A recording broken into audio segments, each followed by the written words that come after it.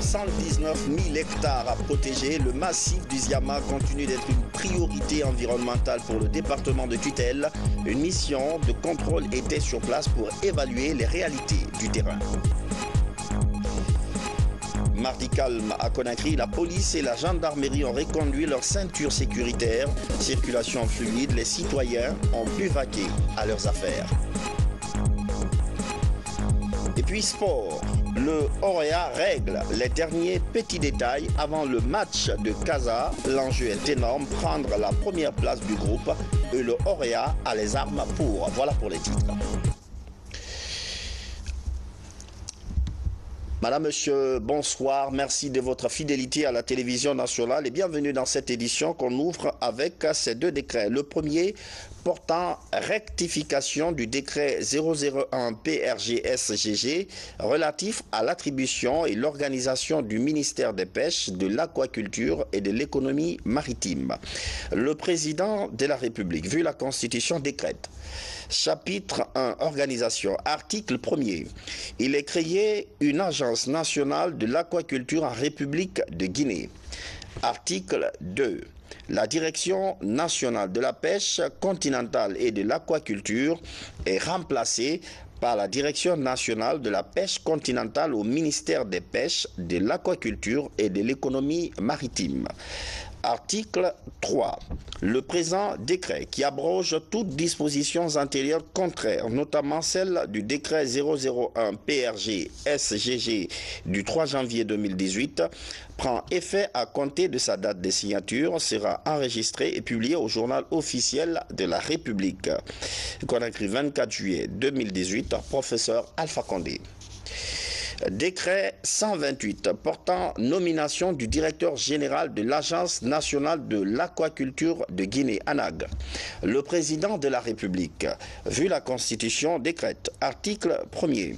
Monsieur Sidiki Keita, ingénieur zootechnicien, hiérarchie A, numéro matricule 198-237S, précédemment directeur national de la pisciculture, est nommé directeur général de l'Agence nationale de l'aquaculture de Guinée. Article 2. Un décret fixera l'organisation et les attributions de l'Agence nationale de l'aquaculture de Guinée. Article 3. Le présent décret, qui prend effet à compter de sa date de signature, sera enregistré et publié au journal officiel de la République. Conakry, 24 juillet 2018, signé professeur Alpha Condé. Elle est célèbre et classée réserve mondiale de biosphère par l'UNESCO. L'immense forêt de Ziama est aujourd'hui l'une des toutes dernières zones humides du pays. Sa protection est une priorité pour le ministère de l'Environnement.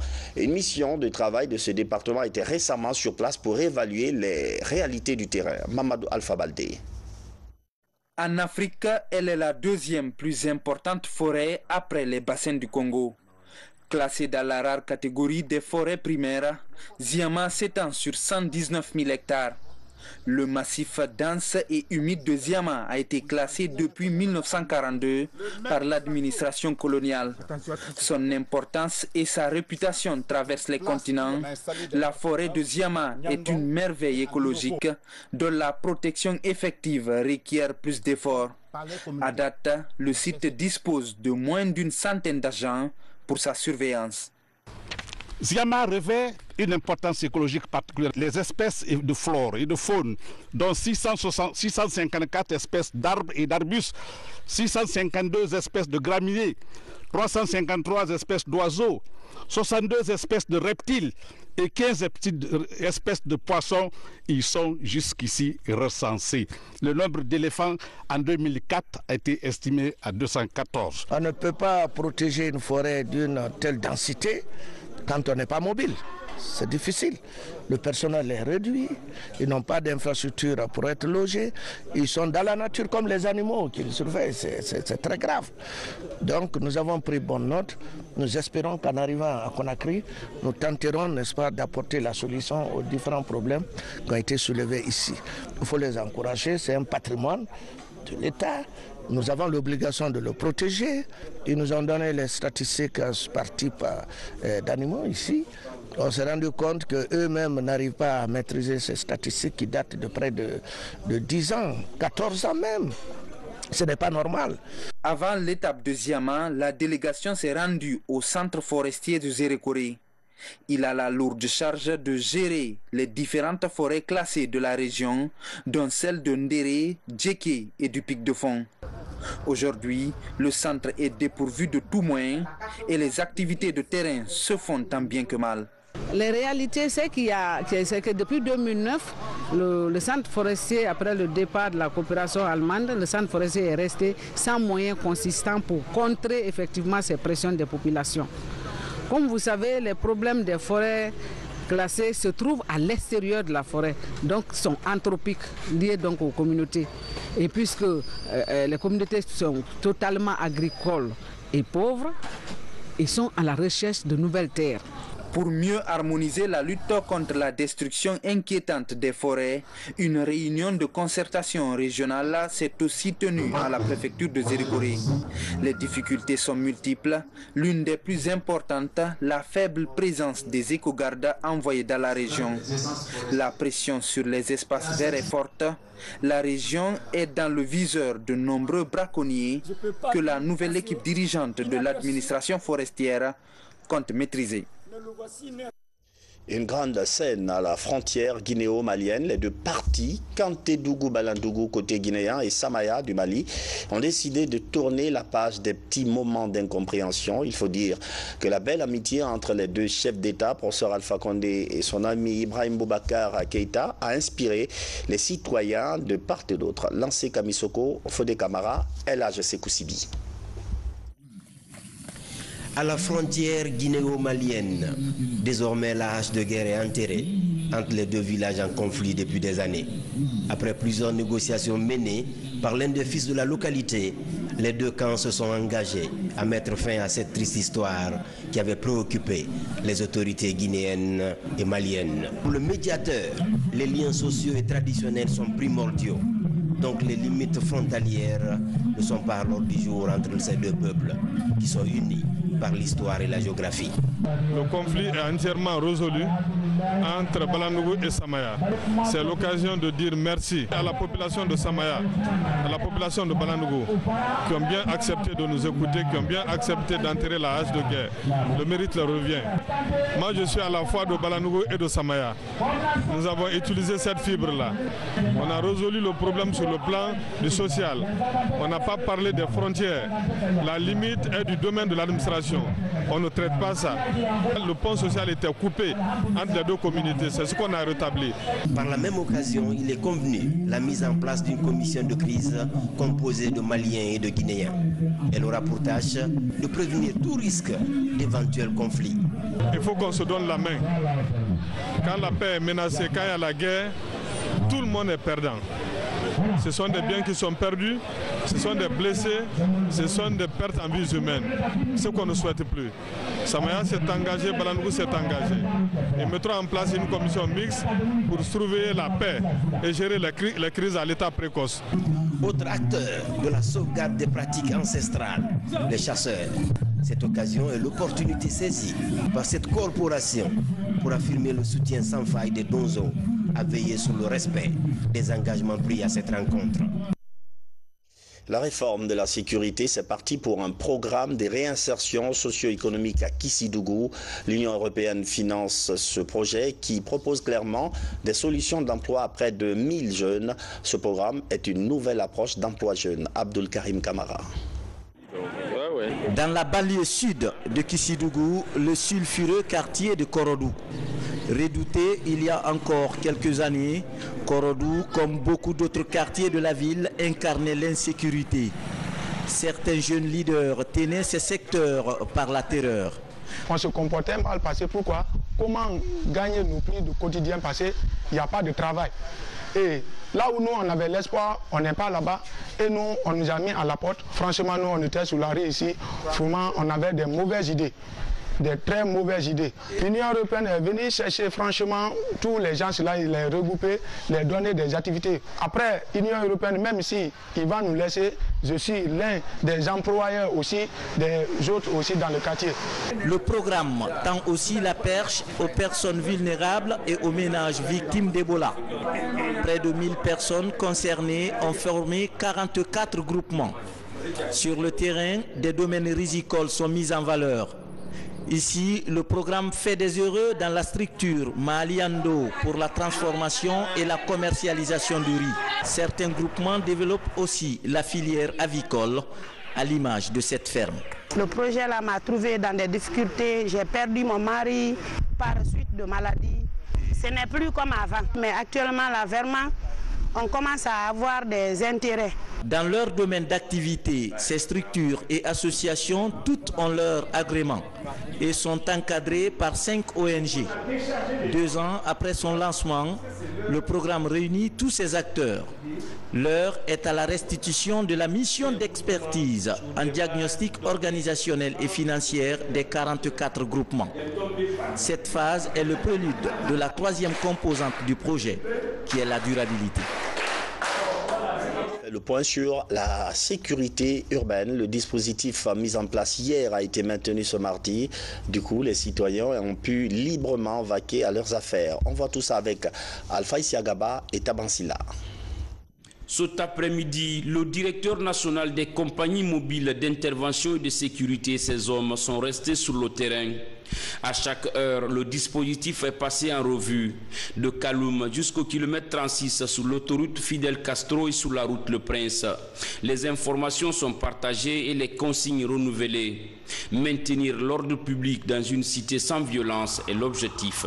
Nous avons mis un dispositif puisque les forces vives et les syndicalistes ont dit qu'ils ont désormais déclenché une grève illimitée.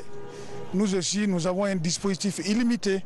Donc j'étais sorti pour voir le dispositif, si tel qu'elle a été dit, a été mis en place et si les consignes ont été respectées. Et tout à l'heure avec moi, vous avez vu partout, vous avez trouvé la police, vous avez trouvé la gendarmerie. Les 2 dispositifs vont ensemble et les 2 unités travaillent dans la symbiose. Juste, ce n'est pas pour intimider ou effrayer quelqu'un, c'est pour assurer la sécurité des citoyens guinéens et leurs biens et pour dire que l'autorité de l'État est à restaurer et que les troubles sociaux, les réclamations, les revendications dans le cadre social, il y a autre moyen pour la réclamer, mais ce n'est pas dans la rue. Pour réussir sa mission républicaine de sécurisation des populations, le général Ansoumane Camara et ses hommes ne se laissent ébranler par rien. En fin de journée, ils se montraient encore insensibles aux multiples attaques sur la toile. J'ai dit et je répète, les agents qui ont outrepassé, qui sont allés dans les concessions, seront identifiés. J'ai déjà quelques images. Ils vont être corrigés. C'est déjà connu. Hier, nous étions en réunion aujourd'hui avec tous les commandants de compagnie pour faire le débriefing du dispositif qui a été mis hier. Et on a constaté qu'il y a eu des dérangements dans certains niveaux, surtout à la tannerie. Ça va être corrigé. Ça ne s'est jamais fait, ça ne se fera plus passer. Les instructions là ne viennent pas de nous. Venir voir sur le garvoiture de Bambeto sans embuscade, voir les forces de l'ordre, vraiment ça va droit au cœur. On les encourage, nous voulons que ça soit de façon continuelle. Il ne faudrait pas que chaque fois quand il y a des manifestations qu'on trouve des désordres. Vraiment, nous les remercions. Cette présence des forces de sécurité composées de policiers et de gendarmes sur les points stratégiques de la capitale rassure les citoyens qui sont de plus en plus nombreux à vaquer à leur occupation quotidienne. Et cette note par laquelle la haute autorité de la communication exhorte les médias guinéens à un traitement professionnel de l'information.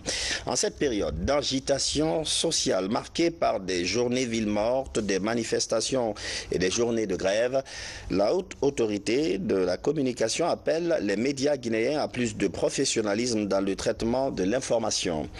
La HAC encourage les médias guinéens à contribuer par leur travail à l'apaisement de la la situation, au renforcement de l'unité nationale et à la stabilité du pays, tout en favorisant l'expression des différents courants de pensée.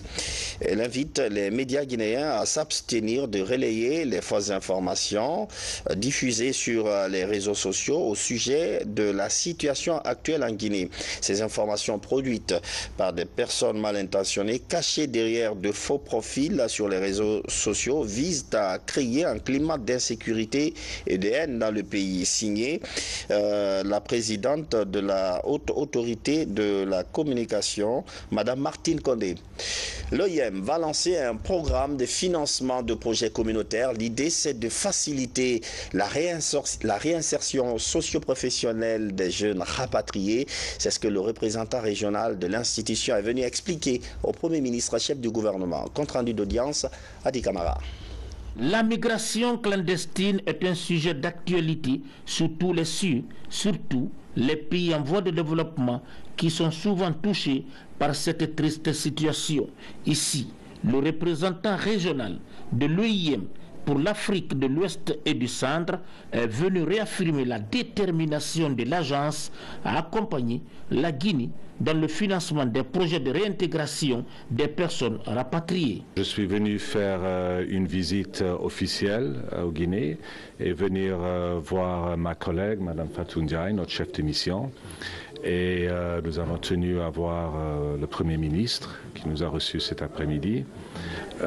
D'abord pour lui féliciter la Guinée de la façon de la vision très progressive sur la migration et la façon qui s'implique non seulement au niveau national mais au niveau mondial aussi. Nous avons eu l'occasion de discuter des défis auxquels font face les Guinéens qui reviennent régulièrement de la Libye, d'Algérie, et le travail que nous faisons avec le gouvernement pour la réinsertion.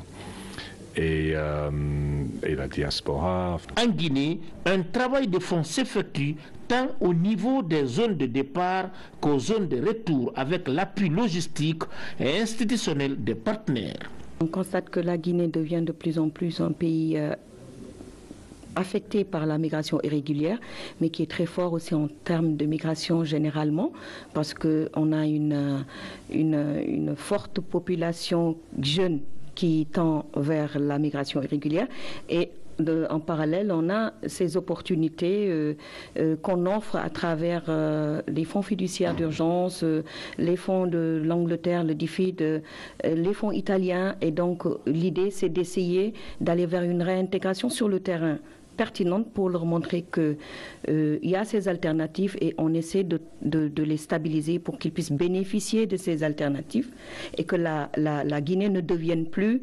le troisième pays le plus touché dans l'Afrique subsaharienne en termes de migration régulière.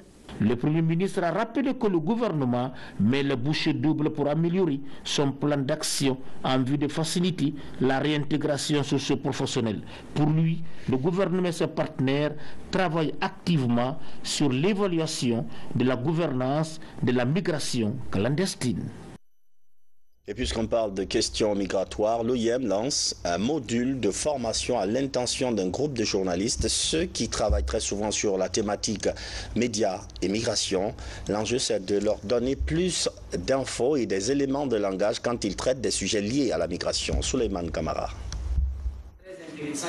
Dans cette salle, des journalistes, blogueurs et experts des questions migratoires. Au menu des échanges, le renforcement de la campagne de lutte contre l'immigration clandestine, alors que le profil migratoire de la Guinée inquiète. Selon des chiffres officiels, environ 13 342 Guinéens sont arrivés sur le sol italien pour l'année 2016, contre 2 629 en 2015. Pour les spécialistes, le traitement de l'information sur la migration pourrait contribuer à freiner ces départs massifs et irréguliers vers l'Europe. Nous vivons dans un monde qui est digital, dans un monde où les informations en fait sont été digitalisées, et à travers les réseaux sociaux, nous avons de nouveaux moyens pour partager les infos, pour partager et même pour combattre le phénomène de fake news. Donc il y a une responsabilité éthique par rapport à les journalistes ici de s'engager avec la communauté, de comprendre ce qui se passe, même de protéger la vérité à travers cette plateforme Twitter, Facebook et tout ça. Selon des organisations internationales, la Guinée fait partie des pays dits de départ vers l'Europe. À en croire des statistiques de l'OIM, entre 2015 et 2016, les migrations en République de Guinée ont connu une hausse de 376%, pendant que le gouvernement annonce l'intensification des actions de gestion de la migration dans toutes ses dimensions. Les journalistes se disent engagés à porter cette campagne. Ces 2 jours de formation m'ont outillé, m'ont permis et me permettent déjà d'en savoir de plus par rapport à cette thématique qui est la migration et immigration. Et ça me permettra forcément d'avoir d'autres idées encore plus fraîches, si vous voulez, afin de pouvoir faire passer le message également à ceux qui encore jusqu'à présent sont réticents. Nous avons eu assez d'enseignements. Nous avons reçu même un glossaire pour ne pas mélanger les thèmes. Je pense que ça a été très enrichissant et nous comptons vraiment démultiplier cela au niveau de nos rédactions.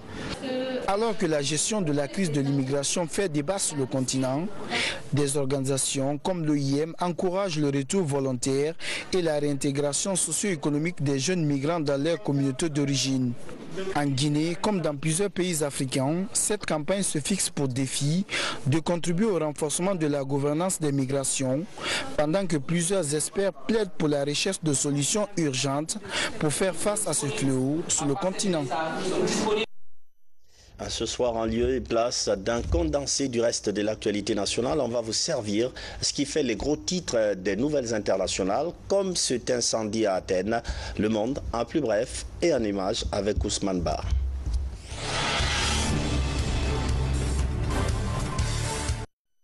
En Grèce, ce mardi, le bilan des feux autour d'Athènes s'est alourdi à 60 morts alors que le pays était sous le choc de la découverte macabre dans le secteur de 26 personnes carbonisées, dont des petits-enfants.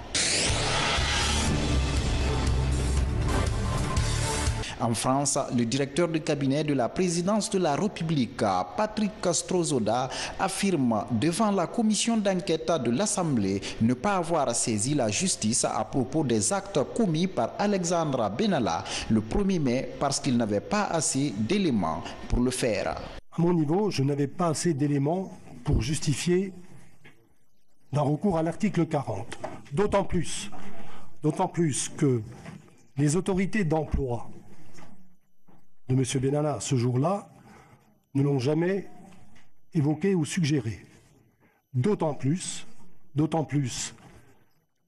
que, comme l'a indiqué M. le ministre d'État, ministre de l'Intérieur devant vous, cette scène a été signalée sur la plateforme de l'IGPN, donc elle a été analysée par des spécialistes et que aucune information de cette analyse ne m'a été adressée allant dans le sens d'un article 40.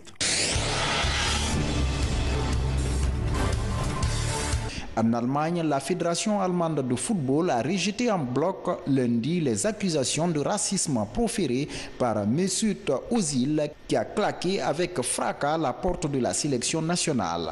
Un acte qui suscite un profond émoi dans un pays en pleine interrogation sur l'intégration.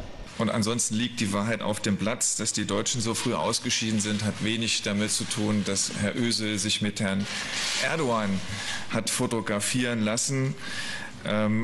Und ich glaube, alle Beteiligten in der Causa sollten einmal in sich gehen. Ich sehe wenige, die nach meiner Wahrnehmung sich dort einigermaßen richtig verhalten haben. En Turquie, 2400 nageurs traversent le Bosphore à Istanbul pour la 3e édition d'une célèbre course. Le premier nageur, Dogukan Ulak de Chypre, a franchi les 6,5 km en 46 minutes 58 secondes.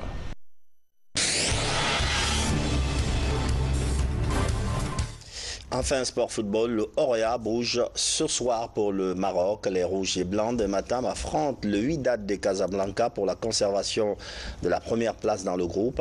Après le match nul de Conakry, les joueurs et l'encadrement sont confiants. Notre reporter, chef du desk sport, Abdulaziz Baldé, a suivi la dernière séance d'entraînement du Orea avant cette rencontre. Compte rendu. Revenir au Raja. Attention, et la date dans la surface de réparation À quelques jours du match retour de la Ligue des champions africaine entre le Orea de Conakry et le Wydad de Casablanca, la rencontre s'annonce décisive. Déjà en préparation ce week-end au complexe sportif de Yoro Kogia dans Dubreka, les protégés de Victor Zunka semblent surmotivés pour affronter le champion en titre. On va essayer naturellement de tout faire pour se retrouver dans les deux premiers, pour essayer naturellement de se qualifier pour l'écart. Donc ça veut dire quoi? Ça veut dire qu'automatiquement on va aller à Casablanca pour faire un résultat. On a depuis maintenant 3 ans que je suis arrivé. Bon, il y a eu un peu la première année un peu de difficulté à l'extérieur. Bon, maintenant ça a l'air d'aller beaucoup mieux. À la maison, on a un peu de difficulté parce qu'on n'est pas assez efficace. Mais je trouve qu'à l'extérieur, on s'en sort très bien. Donc il va falloir jouer là-dessus. Avec 5 points chacun, après 3 journées disputées dans cette poule, les rouges et blancs de Matam auront l'occasion en cas de victoire d'être seuls en tête du classement le samedi prochain à Casablanca. À l'issue de cette séance d'entraînement, avant le départ sur le Maroc, des pistes de solutions semblent être trouvées. Donc aujourd'hui, on a avec Marius une blessure qui a traîné un peu en longueur. Donc ça l'a un peu pénalisé, on a pénalisé aussi naturellement l'équipe. Mais bon, aujourd'hui on avait des solutions puisque Paille a fait une très belle rencontre l'autre jour. Cette fois-ci c'est Gall qui est suspendu. Donc on va voir ce matin dans quel état se retrouve Marius pour savoir si c'est une solution pour la semaine prochaine. Qualifié pour sa toute première fois en match de poule de la Ligue des champions africaine, les partenaires de Khadim Ndiaye veulent faire de la Ligue des champions africaine une priorité. Et toutes nos prières accompagnent le Grand Orea dans cette conquête. C'est la fin de cette édition d'information. Merci de votre fidélité à la télévision nationale. Bonsoir.